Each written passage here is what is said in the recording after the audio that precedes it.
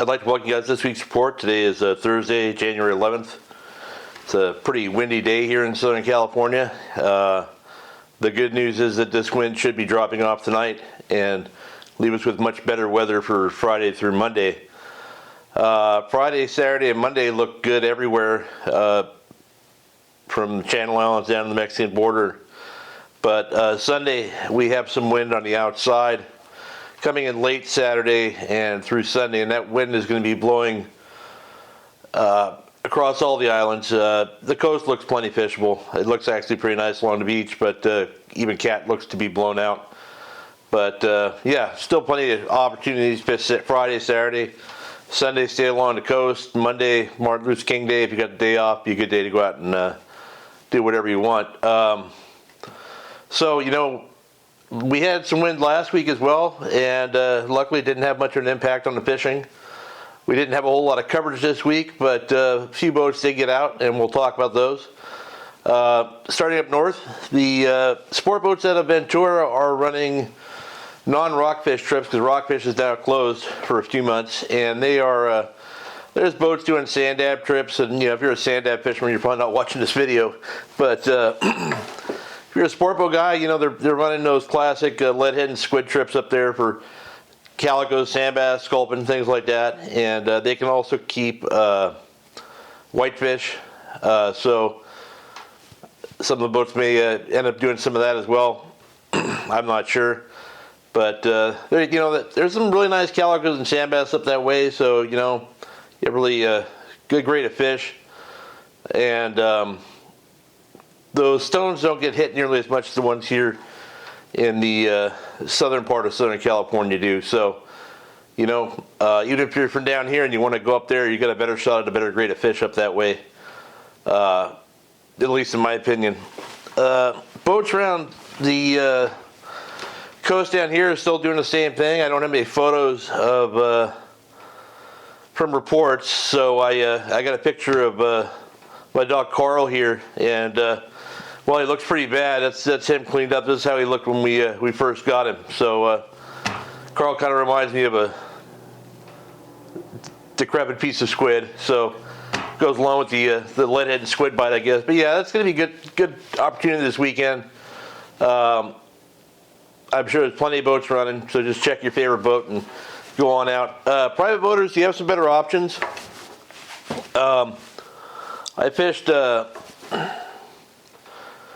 PV on Tuesday afternoon with Matt, and had surprisingly good fishing. You know, we got up there, it was 56-degree water at Point Furman, and as we caught a couple of 3 fish there on, yeah, actually talk about it. Blade Runner spinnerbait, 1-ounce spinnerbait. It's funny, we were getting some stuff together, and I found a big box that Blade Runner Tackle had sent me 2 or 3 years ago. It was just sitting on the shelf, and I saw some spinnerbaits on the top and grabbed one. I haven't thrown a spinnerbait in, I'd say, at least 5 years probably, and maybe even longer. And I like the again, this is a 1-ounce Blade Runner Tackle. This is like a chartreuse in blue and yellow, white, but I was using an all white one. I don't think it matters all that much.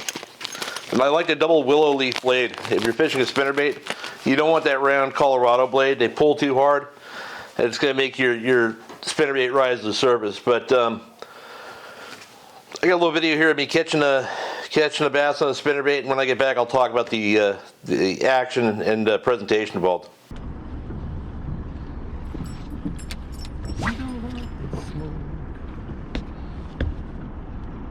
Of course, only got 15-pound test. 15 test pound. Test pound test. Pound cake.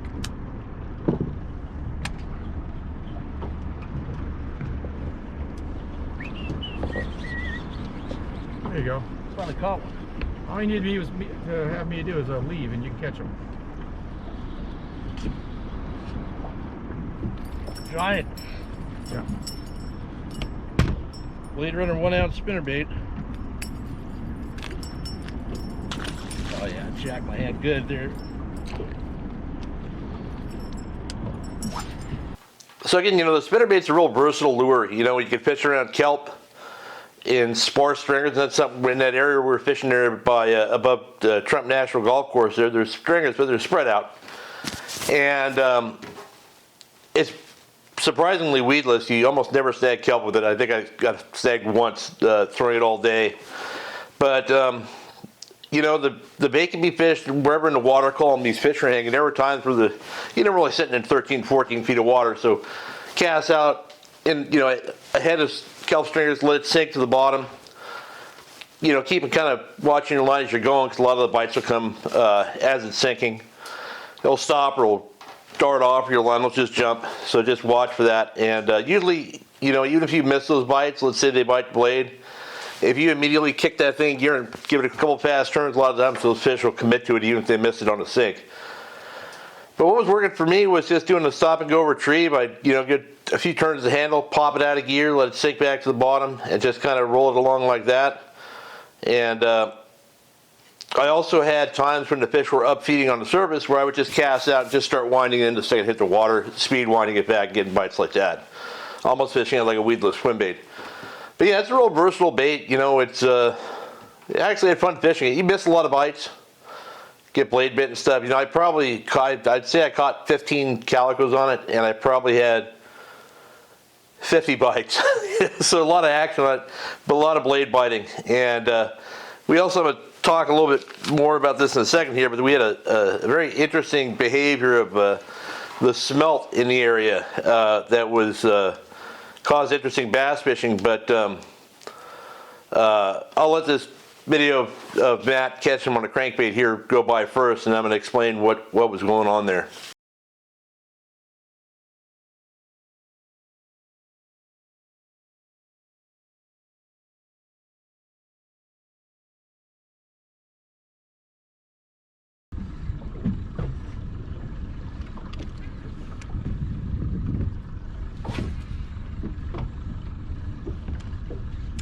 Oh, that bite right before that kelp stringer. Oh, right behind you. Oh! Aggressive. They're definitely very vigorous. Yeah, they might eat the slug.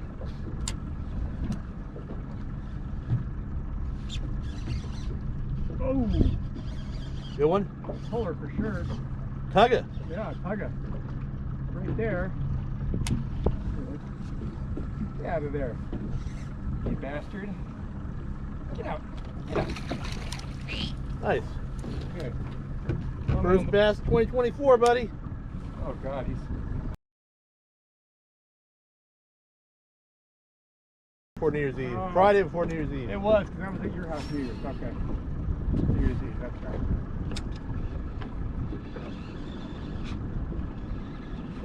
Oh, I had 8 billion top smelt fall me. Yeah. Commuting with my lure. Jeez, buddy. Take it easy there, guy. Oh, get back on it.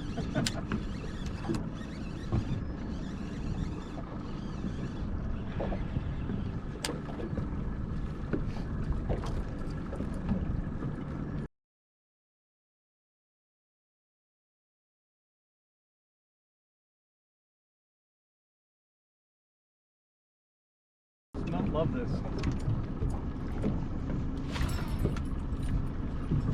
This thing calls in those fucking top smelt. Yeah, it does, yeah.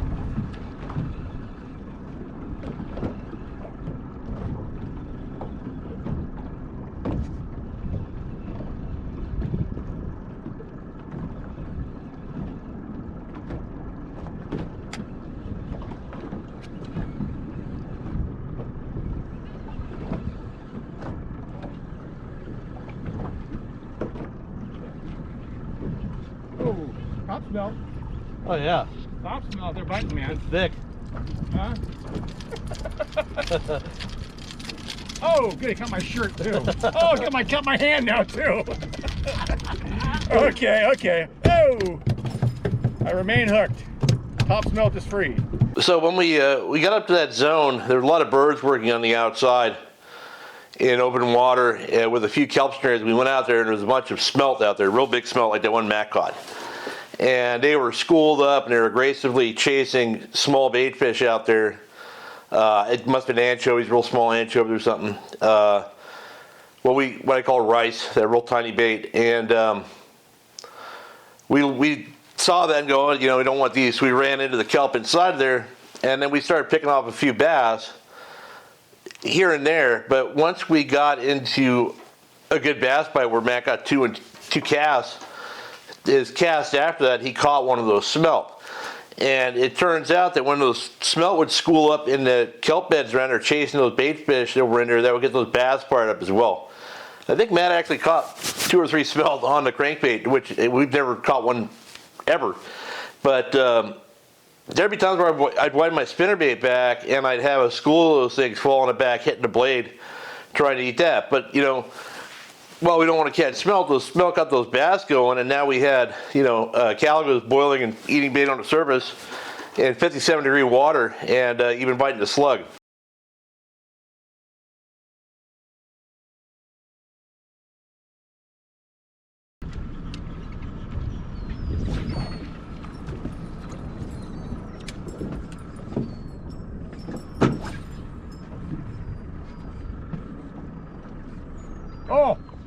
Oh, January 9th, and it's summer.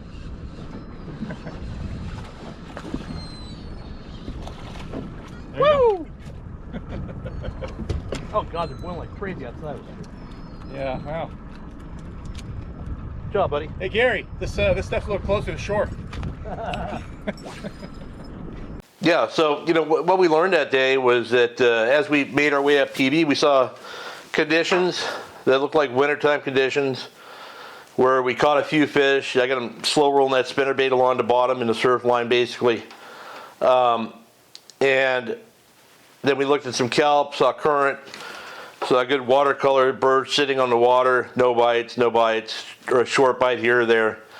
And then we finally found those active birds, and then we extrapolated that into going inside of there, because obviously there was bait and feeding activity happening, and although we didn't see any calico bass in deeper water, often when there's bait outside, the bass on the inside will be biting as well, which they were. And then we identified that the smelt were getting the bass fired up. So now instead of looking for or just randomly fishing through the kelp, we were running and gunning on birds that were associated with the outside edge of the kelp, because those birds were feeding on the bait fish and those big smelt were pushing up. And everywhere we had the birds and those big smelt feeding, we also had bass boiling on the surface, and had lots of chances to throw a topwater lure to them and get bites. We didn't knock it out of the park. I mean, we probably had 30 fish, 25 to 30 fish, probably. Like I said, I got a lot of bites on the spinnerbait. Matt missed, quite a few fish on the crankbait that come off, but that was basically an hour and a half period of biting, and it took us about an hour and a half to find it, traveling around, hitting spots, checking conditions, moving on. So basically, we were back at the launch ramp about 3 hours and 15 minutes after we left, and I think we launched at about 1, and we're back on the trailer by about 4:15 or 4:30. But what happened is that stuff that was biting changed. And I think it changed because the sun got down to the clouds, changed the quality of light. The smelt were no longer able to see that smaller bait fish on the surface and feed on it, and the bass by association on that flat light, and everything just kind of petered out. All the birds sat down. And at that point, no matter how good it was 2 casts ago, that something, light switch just got flipped, and it's time to either go look somewhere else or call it a day. And it was, we caught plenty, so we decided to just call it a day. But it's I can't say enough about how important it is to grab a random bait sometimes and go to an area well and just try a different presentation, and you're going to find that it's kind of challenging to. I mean, I've caught plenty of fish on spinnerbait in my life, don't get me wrong, but I'm so out of touch with it that it kind of made me reevaluate what I was doing. Slow down, do this, do that. So instead of just throwing the same thing all the time, why not, even though it's working, why not grab a different bait and just see if you can figure out something different, or just have fun messing around with a different lure. But yeah, so heading down south, there's those bonita that were around all the way up to Dana Point, or not up to Dana Point anymore, but there are plenty of them around La Jolla and Point Loma, good grade of bonita. Those guys are getting on the sport boats. Again, no picture. I don't know. I don't even know why. I got hardly any pictures this week at all because of the lack of coverage. But here's a picture of my dog Steve. He has no eyes. Yeah, he had 2 when we got him, but neither of them worked. And then Rachel had to take one out because he got glaucoma in it real bad, and then ended up having to take the other one out. But he's a lot happier now with no eyes than he ever was with those eyes causing him pain and unhappiness. But yeah, getting back to the bonita, they're biting. Guys are trolling around. They're getting them on little jigs and stuff like that. There's also some yellowtail around. The new Seaforth got him again the other day. You know, if you're a private boater, I have not been down there during this bite, but I can assure you I've been around plenty of times where there's bonita biting and yellowtail near them. Keep an eye on what the terns are doing, especially terns that are flying away from feeding bonita, or if there's a bunch of seagulls and pelicans or all the other cormorants, all the other nonsense, and the bonita are biting there. Keep an eye on those terns, because a lot of times they'll indicate to you where the yellows are, and they're not usually right there with the bonita, but they will be nearby. So good opportunity to run and gun, throw a surface iron, something like that if you're a skip guy. But yeah, so yeah, one of the reasons I bring it up, my dog pictures here is, I do Rachel and I, we rescue dogs, and we don't, what do you call it? We're not a place, it's not a rescue. We don't give them a new home. We just bring them here to live with us. And, even though the dogs may look messed up or have problems, they're the most loving dogs you're going to find, especially the older ones that a lot of times sit at the pound with nobody wanting. Steve sat at the pound for, I think, almost 5 or 6 months before I went and got him, and he's the most loving couch dog of ever. I can't imagine how he spent all the time sleeping on the cement. So if you're thinking about getting a new dog or cat in the new year here, I highly recommend going to your local shelter and finding one that may not be so pretty but might make a really good pet for you. But yeah, that's about it. Yesterday I did the Cast and Crank podcast with Mark Higashi over at Performance Tackle. Nick he and I sit down and we spoke about all the nonsense of our 30 plus years of friendship, and stories when we were kids, when Mark first opened his shop right up until present day stuff. So if you get bored at a couple hours till next week, check out Cast and Crank podcast. Our episode should be up on Monday. But yeah, that's about it. I hope you guys all have a great weekend, and good luck if you fish.